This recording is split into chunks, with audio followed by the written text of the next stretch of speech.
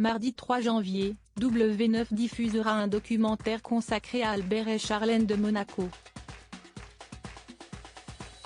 L'occasion pour les experts de la famille princière d'évoquer ce point implicite du protocole monégasque auquel la princesse ne s'est jamais pliée, preuve de son manque d'intégration en principauté.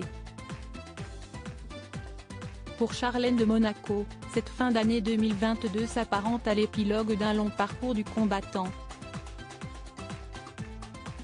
L'épouse du prince Albert aura en effet passé des mois particulièrement éprouvants, bloquée en Afrique du Sud en pleine pandémie en raison d'un problème orale. La princesse aura fini par quitter son pays natal, mais aura observé une longue, très longue période de repos à son retour en principauté. Il aura fallu attendre l'été 2022 pour la voir revenir sur le devant de la scène aux côtés de son mari, qui confiait cependant en novembre dernier que ses soucis de santé n'étaient pas encore derrière elle. Elle est fatiguée par moments, il faut lui laisser encore un peu de temps pour se retrouver et prendre d'autres engagements. Mais elle les prendra, confiait son Altesse à Monaco Matin.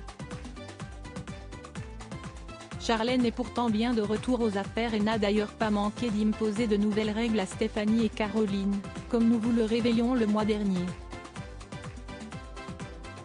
Elle n'a jamais vraiment réussi à prendre ses marques des règles du rocher que la princesse n'a pourtant pas toujours appliquées elle-même. Dans un documentaire consacré au couple princier et diffusé le 3 janvier prochain sur W9, les experts de la famille princière évoquent en effet son apprentissage difficile.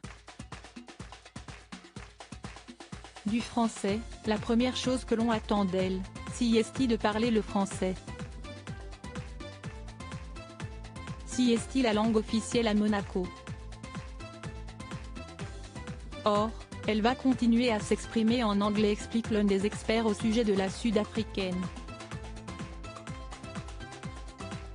Albert aime parler anglais, j'imagine que dans le privé, il parle plus anglais avec Charlène que français.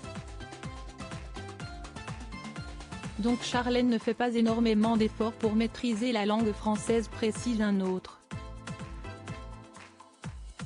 Si la maman de Jacques et Gabriella a fini par se mettre à la langue de Molière, il voit dans ces difficultés le signe d'un certain inconfort. Certains ont voulu y voir la preuve de son inconfort, de son malaise, dans un rôle dans lequel elle ne se sent pas toujours bien.